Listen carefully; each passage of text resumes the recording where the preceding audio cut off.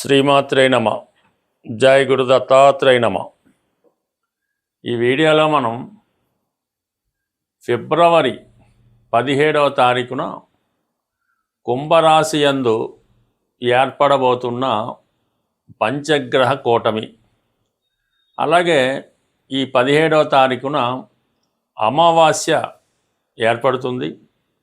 అలాగే ఒక గ్రహణ యోగం ఏర్పడుతుంది అన్నమాట. అంటే గ్రహణ యోగం అంటే సూర్యుడు, చంద్రుడు, రాహు ఒకే రాశిలోకి వచ్చినప్పుడు గ్రహణం యోగం ఏర్పడుతూ ఉంటుంది.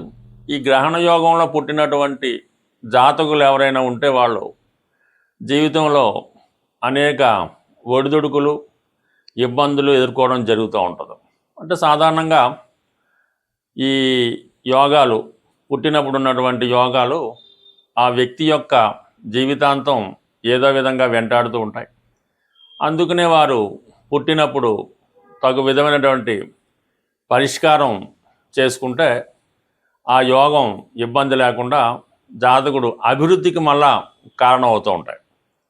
అలాగే ఈ ధనిష్ట 3-4 పాదాలు, శతభిషం 4 పాదాలు, పూర్వభాద్ర 1, 2, 3 పాదాలు ఈ కుంభరాశిలో ఉంటాయి. అంటే ఈ టైంలో ఎవరైనా మనకి ఈ ఫిబ్రవరి 17, 18, 19వ తారీఖు కొంతవరకు జన్మించినటువంటి పిల్లలు ఎవరైనా ఆ టైంలో జన్మిస్తే వారి జాతకంలో ఈ గ్రహణ యోగం ఏర్పడుతూ ఉంటుంది. కంపల్సరీగా వాళ్ళు ఆ టైంలో పుట్టిన పిల్లలకి శాంతి పరిహార కార్యక్రమాలు చేసుకోవడం వల్ల వాళ్ళ జీవితంలో అభివృద్ధి కలుగుతూ ఉంటుంది. మొత్తం మీద ఏంటంటే ఇప్పుడు ఏర్పడినటువంటి ఈ అమావాస్యతో కూడినటువంటి గ్రహణ యోగం వివిధ రాశుల వారికి ఏ విధంగా లాభపడుతుంది, ఏ విధంగా నష్టం జరుగుతుంది అన్న విషయాన్ని వివరంగా తెలుసుకునే ప్రయత్నం చేద్దాం.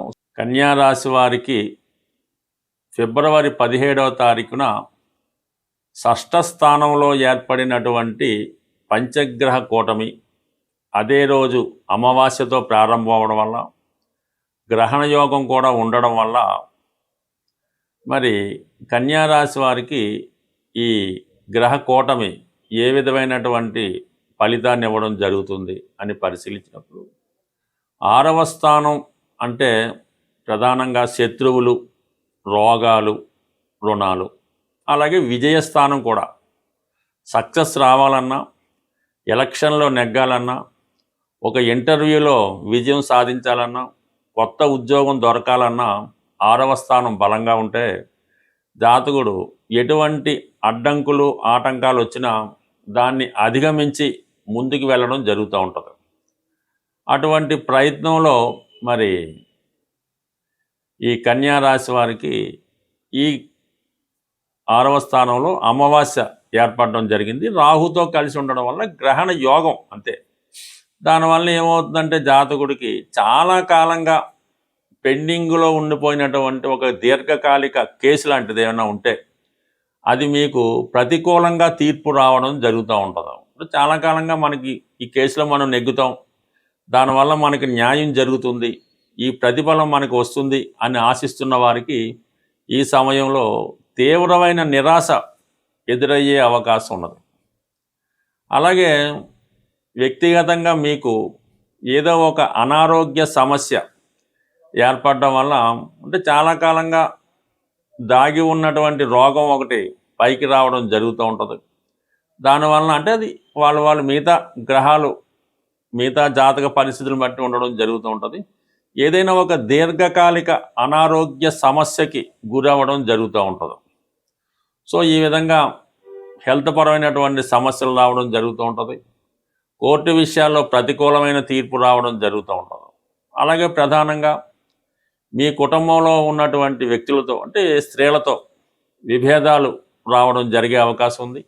ముఖ్యంగా కుటుంబంలోని స్త్రీల మధ్య, అంటే భార్యాభర్తల మధ్య, అత్తాకోడల మధ్య, అంటే మొత్తం మీద ఈ స్త్రీల మధ్య వచ్చే విభేదాలు మీ వరకు చాలా ఇబ్బందిని కలిగించడం జరుగుతూ ఉంటుంది.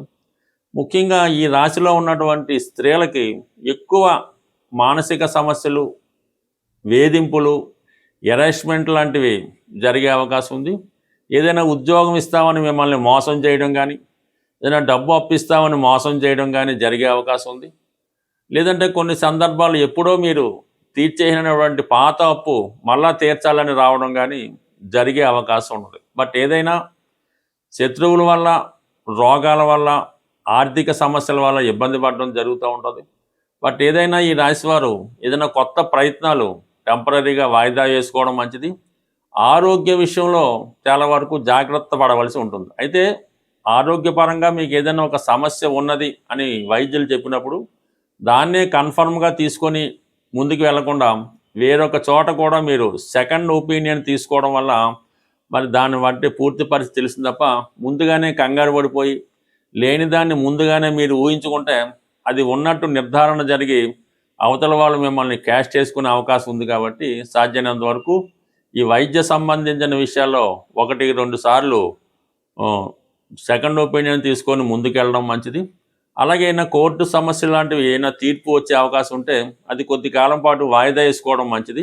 ఏదైనా ఒక ముఖ్యమైన సెటిల్మెంట్ లాంటిది, వివాహ సెటిల్మెంటో, వివాహం తర్వాత వచ్చే డౌరీ సెటిల్మెంటో, అది పరస్పరం వచ్చిపుచ్చుకునే విషయాల్లో ఏమైనా డిస్ప్యూట్స్ ఉంటే అవి కొంతకాలం వాయిదా వేసుకొని తర్వాత మీకు అనుకూలంగా ఉన్నప్పుడు మార్చుకోవాలి తప్ప ఈ సమయంలో ఎటువంటి సెటిల్మెంట్ పెట్టుకున్నా అది మీకు ఇబ్బంది కలిగే అవకాశం ఉంది. అలాగే ఉద్యోగస్తులు చాలా వరకు ఎటువంటి బ్లేమ్స్, నిందలు రాకుండా మీ సహాయకుల వద్ద నుంచి ఎటువంటి సమస్యలు రాకుండా చాలా వరకు జాగ్రత్త పడడం మంచిది. మొత్తం మీద ప్రతి నిమిషం జాతకులు అప్రమత్తంగా ఉండడం మంచిది. ఏదైనా ఒక నింద, అపవాదు రావడం కూడా ఈ సమయంలో కారణమవుతుంటుంది. నిరంతరం ఏదైనా గుడ్డిగా వెళ్లకుండా చాలా క్లియర్గా, చాలా జాగ్రత్తగా ఒక సైన్ చేసే ముందో, ఒకరికి మాట ఇచ్చే ముందో ఖచ్చితంగా ఉండాలి తప్ప ఏమాత్రం మొగమాటం పడ్డా ఇంకోటైనా ఇబ్బంది పడే అవకాశం ఉంది. కాబట్టి ఏదైనా ఈ రాశివారు శత్రువుల నుంచి జాగ్రత్తగా ఉండడం మంచిది. ఇప్పుడు మన ప్రస్తుత 17వ తారీఖున ఏర్పడుతున్నటువంటి అమావాస్యతో కూడుకున్నటువంటి గ్రహణ యోగం. అంటే దీనివల్ల చంద్రుడు ఇబ్బంది పడతాడు. అంటే చంద్రుడు బలహీన పడిపోతుంటాడు. పూర్తిగా బలహీన పడిపోవడం వల్ల కొన్ని రాసుల వారికి అది ఇబ్బంది కలుగుతూ ఉంటుంది. అలాగే రవి ఎప్పుడూ బలవంతుడిగానే ఉంటాడు. కానీ గ్రహణం పట్టిన సమయంలో రవి కూడా బలహీనం పొందుతూ ఉంటాడు. కంప్లీట్గా ఆ యోగ ప్రభావం వల్ల రవి తన సంపూర్ణ ఫలితాలు ఇవ్వడంలో ఆసక్తులు అవుతుంటాడు. ఆ కారణం వల్ల రవికి సంబంధించినటువంటి రాశుల వారు కూడా ఈ సమయంలో ఇబ్బంది పడడం జరుగుతూ ఉంటుంది. అయితే సహజంగా బుధుడు కూడా అదే రాశిలో ఏర్పడడం వల్ల ఈ బుధుడికి రవి వచ్చినప్పుడు ఈ బుధాదిత్య యోగం అనే యోగం ఏర్పడినప్పటికీ అక్కడ రాహు కూడా కలడం వలన, అంటే రాహు సాధారణంగా బుధుడికి ఏమి ఇబ్బంది పెట్టడం. రాహు బుధుడు గురు శిష్యులు లాంటి వాళ్ళు అన్నమాట.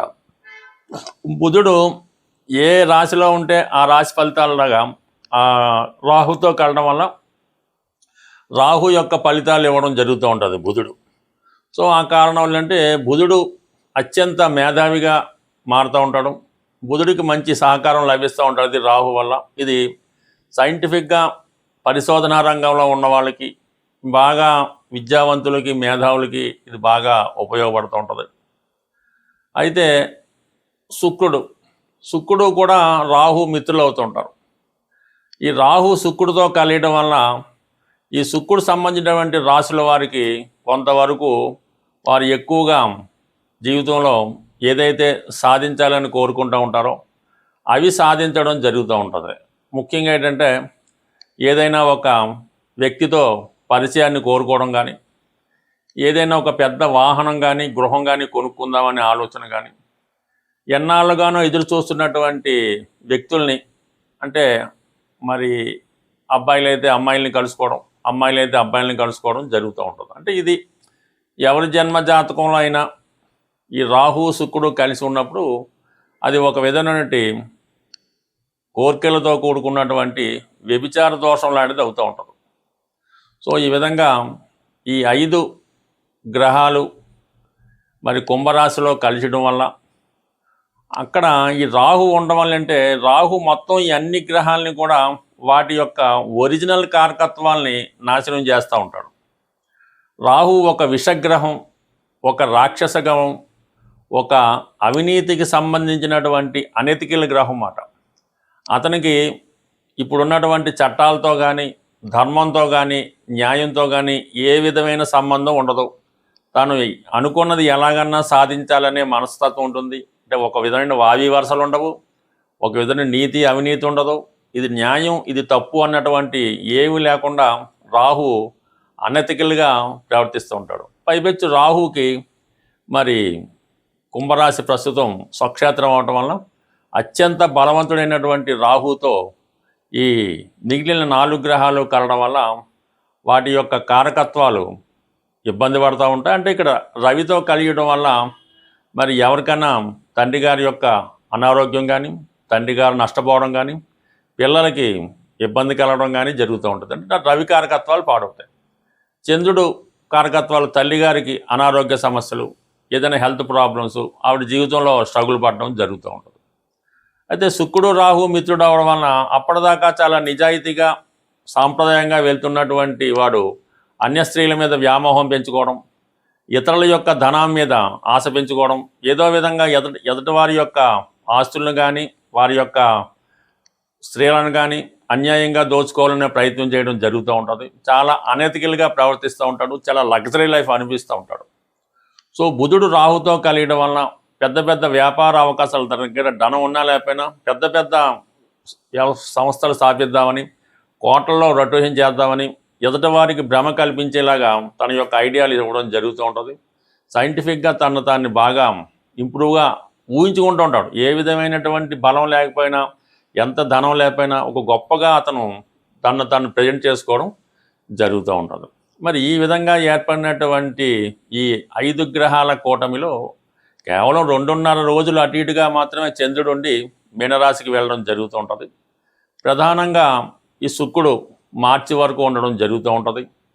రవి మార్చి 14 వరకు ఉండడం జరుగుతూ ఉంటుంది. అయితే బుధుడు మాత్రం అదే రాశిలో ఇంచుమించుగా మనకి ఏప్రిల్ నెల వరకు కూడా అందులోనే వక్రించడం ఇవన్నీ జరుగుతాయి. కాబట్టి ఇప్పుడు ఏర్పడినటువంటి అమావాస్య గ్రహణ యోగం, దానికి పరిష్కారం కరెక్ట్గా చేసుకుంటే ప్రతి సమస్య మనకి సులభంగా పరిష్కారం అవడం జరుగుతూ ఉంటుంది. ప్రతి తిథికి ఒక గ్రహం అధిపతిగా ఉండడం జరుగుతూ ఉంటుంది. అమావాస్యకి అధిపతిగా రాహుగ్రహం ఉంటుంది.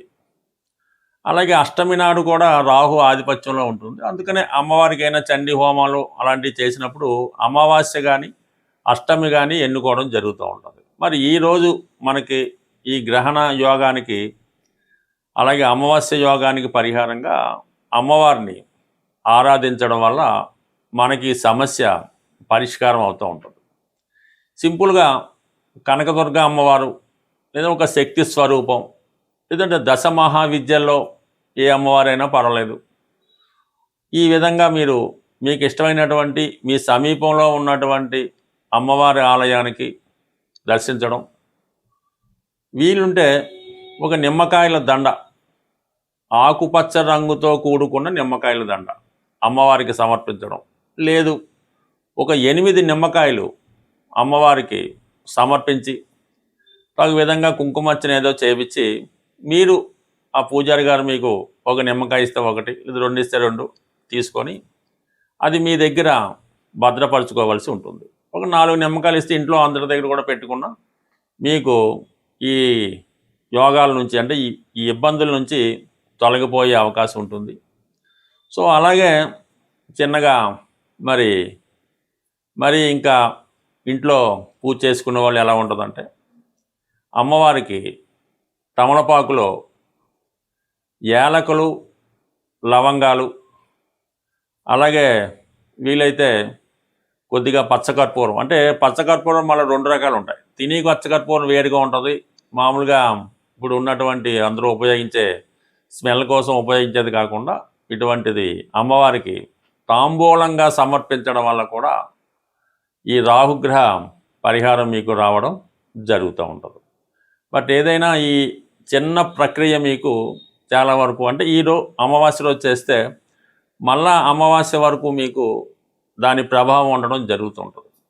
అంటే సర్వసాధారణంగా ఈ మధ్యకాలంలో ఏదో ఒకటి ఈ చేతికి కట్టుకోవడం జరుగుతూ ఉంటుంది. తాయెత్తు లాంటిదో, రక్షణో, అమ్మవారిదనో ఆంజనేయ స్వామిదనో ఈ మణికట్టు దగ్గర ఇవి కట్టుకుంటూ ఉంటారు, రక్షాబంధనాలా కట్టుకుంటూ ఉంటారు.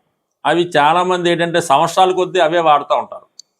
అది సాధారణంగా మీరు అమావాస్య రోజు చేతికి ఉన్నటువంటి ఇటువంటి ఈ బంధనాల్ని, రక్షాబంధనాల్ని, కంకణాలని కంప్లీట్గా అవి తీసివేసి ఏదైనా ఒక చెట్టు మొదల్లోనో నదిలోనో కలిపివేయటం మంచిది. మళ్ళీ మీరు కొత్తది అమావాస్య రోజు మళ్ళీ కొత్తగా ధరించడం వల్ల దాని పవర్ మళ్ళీ వచ్చే అమావాస్య దాకా ఉంటుంది. అంతే తప్ప అటువంటి ఈ రక్షాబంధనాల్ని, తాయెత్తుల్ని వాటిని ఇలాగా సంవత్సరాలు బట్టి ఉంచుకోవడం వల్ల కూడా అది ఇబ్బంది కలుగుతూ ఉంటుంది. బట్ ఏదైనా కొన్ని పరిహారాలు చేసుకోవడం వల్ల నమ్మకం బట్టి ఆధారపడి ఉంటుంది కాబట్టి మరి ఇటువంటి ఈ పరిహారం సాధారణంగా చేసుకుంటే మంచిది. సో ఏదైనా మీరు అమ్మని నమ్ముకుంటే అన్నీ ఉన్నట్టని, ఏదైనా ఈ గ్రహణ యోగం నుంచి తొలగాలంటే మీరు గట్టిగా పట్టుకోవడం అమ్మవారి యొక్క పాదాలు, ఆ సమస్య అదే మీకు సాల్వ్ అవుతుంది. స్వస్తి.